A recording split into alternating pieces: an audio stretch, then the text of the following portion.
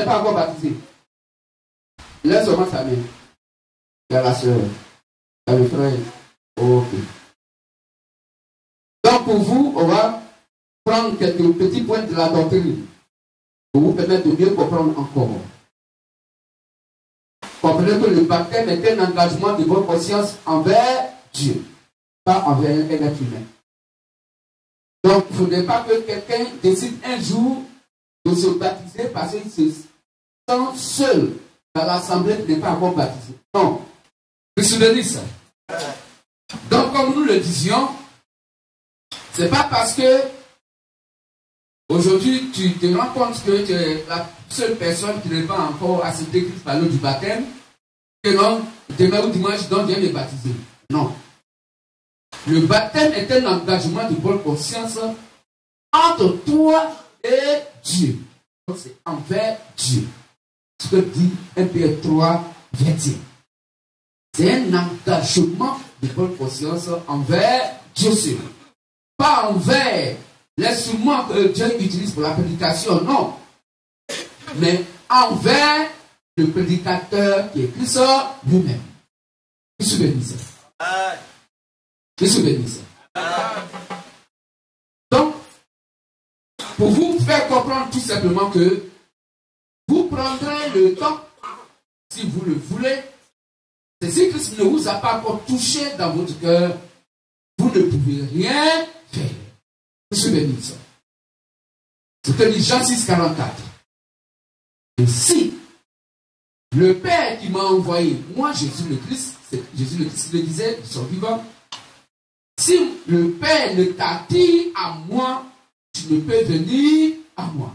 Vous vous souvenez de ça? Donc le baptême n'est pas un mode. Non. C'est pas un mode.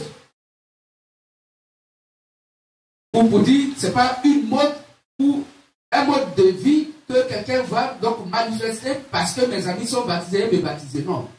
Mais le baptême est un engagement de bonne conscience envers Christ. Vous souvenez ça? Alors, nous allons donc vous présenter, pour ceux qui nous suivent aussi de loin et de près qui nous écoutent dans les environs, nous sommes le ministère de la voix de minuit, Matthieu 25 et à 6. Nous le répétons toujours.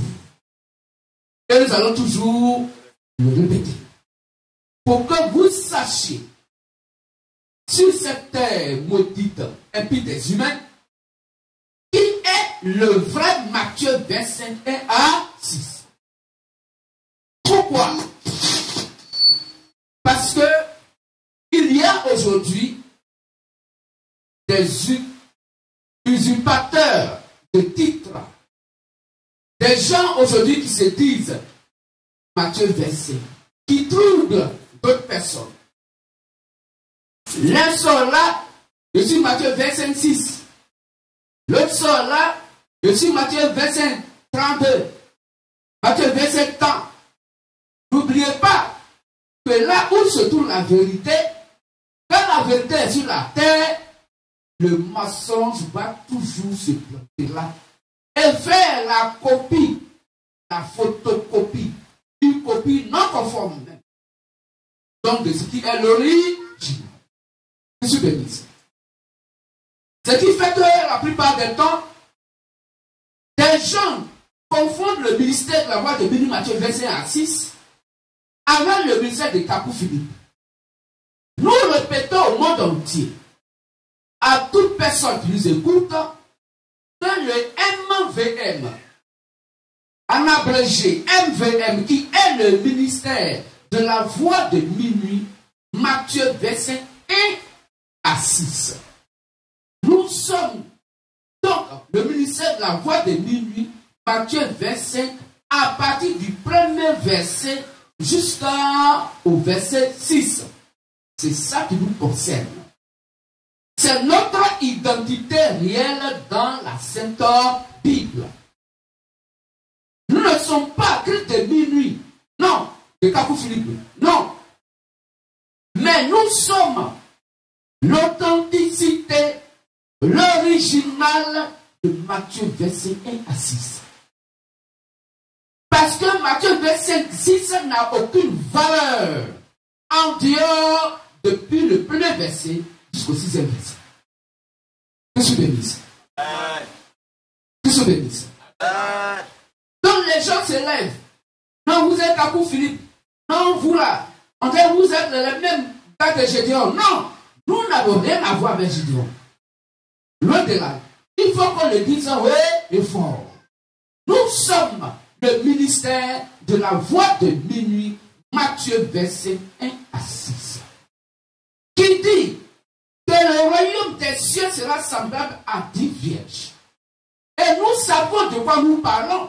Parce que Matthieu verset 1 à 6, c'est nous, à cette époque, du temps de la Odyssée, et du temps, donc, du milieu de la nuit, nous, ministère de la voix de minuit, Matthieu verset 1 à 6, qui comprenons, qui avons expliqué et qui expliquons de manière très claire avec les Saintes Écritures ce glorieux ministère, parlant donc de Matthieu verset 1 à 6, parlant donc des 5 vierges sages, des 5 vierges folles, qu'est-ce que la vierge sur les Saintes Écritures, qui sont les folles, qui sont donc les sages, et ainsi de suite. Il n'y a que Matthieu verset 1 à 6, seul qui peut expliquer ça et qui l'a expliqué. De telle sorte qu'aujourd'hui, vous puissiez comprendre, et nous répétons chaque fois cela pour que ça puisse bien rentrer donc, dans les oreilles des uns et des autres, selon les Saintes Écritures. Que se bénisse. Que se bénisse. Parce que Matthieu verset 1 à 6 n'est pas un récit d'histoire, non. Matthieu verset 1 à 6 est une manifestation donc du Saint-Esprit Père dans les derniers temps où nous sommes aujourd'hui pour boucler ce qui concerne donc le vrai christianisme sur la terre pour ce qui concerne l'Église des nations. Je suis béni. C'est de ça il s'agit dans Matthieu verset 1 à 6. Comment est-ce que Dieu fait un dernier programme concernant l'Église des nations? Pour que le 7e et dernier prophète messager, William Marion Branham, qui est le prédicateur, qui est donc le prophète messager du dernier temps de l'âge de la Odyssée où nous sommes donc à ce moment-ci, ayant prêché le glorieux évangile qu'il a donc prêché à son temps, à son époque que nous sommes, ayant acquis donc 10 vierges à Christ. Ces 10 vierges, quand Branham s'est endormi et qu'il est parti, la Bible dit que les 10 vierges sont toutes endormies. Que se bénisse. Que se bénisse. C'est ça. Voici là où le 7e et dernier prophète messager s'est arrêté. Il a acquis donc des vierges, 10 vierges à Christ. Il a fini son travail. Quand il est parti, les 10 vierges sont assoupies et se sont endormies. Le travail des programmes est terminé. Monsieur bénisse. C'est en ce moment, nous, ministère de la loi de Matthieu verset 1 à 6, nous venons maintenant pour réveiller les 10 vierges. Monsieur bénisse. Et la Bible dit que ces 10 vierges avaient chacune sa lampe. 5 sages et 5 folles. Chaque vierge avait sa lampe allumée. Et quand les lampes étaient allumées, c'était à la présence donc du prédicateur qui est Christ dans son instrument de travail qui était quoi? William Marion Branham. Que se bénisse.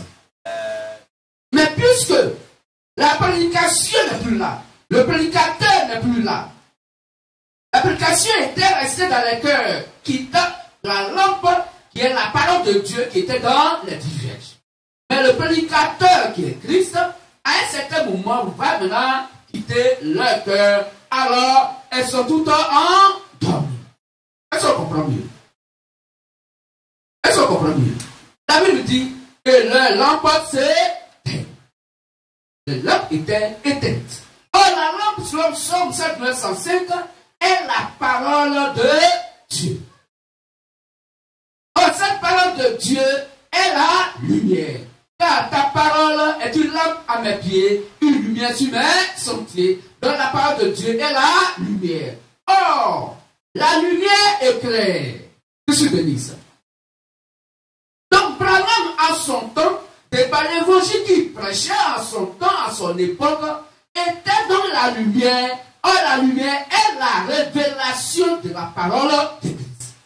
Que je bénisse. Car la révélation de tes paroles, de ta parole, éclaire.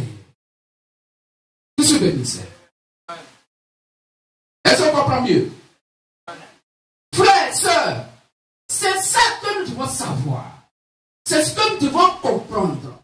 Que Branham a fini son travail, il est parti. À cette époque du temps de minuit, où le ministère de la loi de minuit, Matthieu 25 et à 6, vient maintenant sur la scène, c'est pour réveiller ce glorieux message que Branham a prêché et qui a endormi dans les cœurs de ceux qui ont cru au message d'Abraham, que nous appelons dans le jargon la LDS, pour parler de la lumière du soir. Selon Zacharie 14, verset 7, qu'on va lire. Monsieur bénisse. Frères, sœurs, MVM et LDS, c'est ce qu'on doit comprendre et c'est ce que notre Dieu, de par son quartier général, nous donne comme instruction. Et nous devons être un avec ce glorieux message, avec cette connaissance, parce que la Bible dit, Dieu dit à Daniel, scelle ces choses, cache ces choses, il faut les sceller. Dans les derniers temps, plusieurs vont lire cela et la connaissance augmentera. Amen. Amen. Je suis béni. Oui, tu bénis si tu as lu. Zacharie 14, le verset 7. Ce sera un jour unique, connu de l'Éternel, et qui ne sera ni jour ni nuit, mais vers le soir, la lumière paraîtra.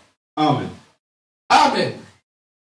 Donc ce sera un jour unique, où il ne fera ni jour ni nuit, mais vers le soir, la lumière paraîtra. Or, Christ est la lumière qui est la parole de Dieu. Et cette lumière qui est la parole de Dieu, de Christ, c'est cette lumière qui était dans les 10 vierges. Je suis béni ça. Qui est l'évangile que Branham a prêché. Puisque Branham n'était que l'instrument du travail que Christ qui est la lumière a utilisé. Je suis béni ça. Alors, frères et sœurs, pour vous qui nous écoutez, nous, ministère de la loi de Matthieu, verset 1 à 6, notre identité réelle, voici cela. Notre rôle, c'est de pouvoir réveiller ce glorieux message que Branham a prêché et aujourd'hui qui est endormi dans le cœur des croyants du message de Branham que nous appelons la LDS. L pour parler de lumière, D du S soir pour parler de Zacharie 14:7, car le ministère donc que le frère William Marion Branham avait, la Bible dit que c'est le ministère de la lumière du soir. Je suis béni ça. Car Branham est venu vers le soir. Vers le soir, la lumière paraîtra. Cette lumière a déjà paru. Amen. Quand nous prenons Matthieu 24, 36, que nous lisons, la Bible nous dit et nous confirme que les 7 prophètes messagers ont fini leur travail. Selon Apocalypse 1, verset 11. Oui, tu veux dire, frère. Matthieu 24, 36. Oui. Pour ce qui est du jour. Pour ce qui est du jour. Et de l'heure. Et de l'heure. Personne ne le sait. Personne ne le sait. Ni les anges des cieux. Ni les anges des cieux. Ni le Fils. Ni le Fils. Mais le Père seul. Mais le Père seul. Donc il n'y a que le Père seul qui connaît le jour. Quel jour? L'heure. Quelle heure? Frères, sœurs, religieux, religieuses, tous ceux qui nous écoutaient ce matin, c'est à vous que le ministère de la voix de Matthieu verset à 6 s'adresse. Le chrétien n'est pas chrétien d'une église pour dire qu'il va à l'église. va pas à l'église. C'est Dieu, Christ, dans des cœurs humains qui va à l'église, qui est le corps humain vivant. Donc Dieu s'adore dans des êtres humains, étant donc dans le trône qui est le cœur, c'est là Dieu donc s'assoit et il se fait adorer, s'adorant lui-même. Je suis béni ça. Alors, écoutez, ce que nous sommes en train de nous dire, nous ministère d'abord de Matthieu verset 6. Nous savons que nos prédications vous troublent. Oui, parce que vous n'avez pas l'habitude d'attendre ces choses dans vos lieux de prière, habituellement appelées les églises. Parce que vous ne faites pas attention aux saintes écritures. Vous écoutez plutôt vos hommes de Dieu au lieu de les écouter au travers de la sainte, merveilleuse et mielleuse Bible. Car celui que Dieu a envoyé, tout homme qui se dit qu'il est un envoyé de Dieu, doit dire les paroles de Dieu. Voilà que c'est clair. Donc si tu es dans un lieu de prière habituellement appelé l'église, et que ce qu'on te prête dans ce lieu de prière n'est pas en accord avec les saintes écritures, alors mon frère, ma soeur, c'est Satan qu'on te fait adorer sans le savoir. Selon 2 Thessaloniciens 2, à partir de verset 3, verset 4. Parce que celui que Dieu envoie, il dit les paroles de Dieu, et Dieu lui donne son esprit sans mesure. Mais comment pouvez-vous mesurer l'esprit de Dieu dans des écoles de formation d'hommes de Dieu, des écoles pastorales, les séminaires de formation de prêtres, où un être humain va enseigner à son ami Dieu? Tu vas commencer par où? Tu vas terminer par où? Parce que ce Dieu qui est sujet d'adoration, il s'appelle l'Éternel. Or, Éternel veut dire, il n'a ni commencement et ni fin. Tu commences par quel chapitre de Dieu et tu finis par quel chapitre de Dieu? Or, ce Dieu qui est éternel, l'être humain veut les rendre limités, mortels. Or, il est le Dieu infini qui ne meurt jamais. Je suis béni ça. Frères et sœurs, c'est ce que vous devez savoir. Faites attention au lieu de prière. Oui, il est mieux de faire plus attention dans un lieu de prière habituellement appelé l'église par rapport à quelqu'un qui va voir un féticheur. Parce que tu connais déjà le statut du féticheur. Oui. Mais celui qui se dit homme de Dieu, tu te dis que non, lui, là, c'est un homme de Dieu. Comme il me prêche Jésus-Christ, il dit le nom de Jésus-Christ, alors il va me dire la vérité. Il est le plus dangereux par rapport à un féticheur. Je suis béni ça. Parce que là, vos âmes sont engagées devant Dieu. Selon Hébreux 13, verset 17. Car celui qui vous prêche la parole de Dieu, c'est cette personne qui est le gardien de vos âmes. Je suis béni ça. Donc aujourd'hui, la bombe atomique spirituelle que Satan a fait descendre sur la terre, ce sont ses serviteurs abusivement appelés les hommes de Dieu d'aujourd'hui. Et qui vont détruire la parole de Christ dans vos cœurs. Pour pouvoir condamner vos âmes, vous rendre coupables devant l'Éternel, Seigneur Jésus le Christ, et vous conduire directement à l'enfer. Je suis béni ça. C'est pourquoi la Bible les appelle, dans Jean 10, 10, des mercenaires. Ils sont des mercenaires. Ce sont des tueurs. C'est pourquoi la Bible dit que le voleur vient pour voler, pour détruire, pour tuer. Mais le Fils de l'homme, moi, Christ Jésus, je suis venu vous donner la vie et en abondance. Je suis béni ça. Alors, frères et sœurs, vous qui nous écoutez, la Bible dit, prenez garde à vous-même et à tous ceux que vous écoutez dans vos lieux de prière. Je suis béni ça.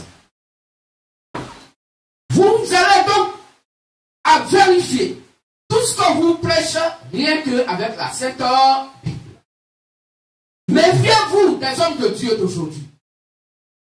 Car la Bible dit que si jamais un aveugle conduit un aveugle, les deux vont tomber dans un même trou. Tu ne diras pas que c'est parce que mon homme de Dieu là, celui qui a été fautif, Mais moi, j'ai la foi, une conviction de foi ferme envers le Seigneur Jésus-Christ. Mais si mon homme de Dieu va l'enfer, moi j'ai la foi que je vais au paradis. C'est faux. Frères et sœurs, c'est faux. Revenez à la vraie compréhension des Saintes Écritures. Si ton homme de Dieu est faux, il a faussé. Si ce qu'il a fait, il a faussé, et expressement, il est dans une fausse doctrine, et toi tu y es pour de vous partir à l'enfer. Tu ne diras jamais que non, cet homme de Dieu là, c'est lui qui va aller à l'enfer, mais moi je vais au paradis. C'est faux. C'est les Saintes Écritures. Quand nous prenons Exode 4, verset 16, la Bible dit que son prédicateur, s'il est sauvé, toi tu es sauvé. Donc si celui qui te parle de l'évangile est sauvé, toi qui écoutes, tu es sauvé parce que vous avez le même évangile dans votre cœur. Que se bénisse. Que se bénisse. Alors, ce matin, frères et sœurs, nous avons à faire beaucoup attention aux gens aujourd'hui qui prêchent l'évangile. Satan est déchaîné. C'est tout le livre d'Apocalypse 12. Dis malheur à toi à la terre, car Satan est descendu vers toi à mettre d'une ardente colère. Que je bénisse. Et cette colère-là, frères et sœurs, la Bible appelle ça la séduction religieuse. Satan, il est l'homme le plus gentil dans sa manifestation. Il va te voiler les choses. Il va te dire ce que tu aimes dans l'adoration. Et tu penses que tu adores le véritable Dieu. Pourtant, Satan est en train de t'enlever sur la voie du salut. Je suis béni ça. Il tue la parole de Dieu dans ton cœur. C'est tout. Le rôle de Satan dans cet exercice de travail sur la terre, appelé les hommes de Dieu d'aujourd'hui, la Bible dit, ils sont venus pour tuer la parole de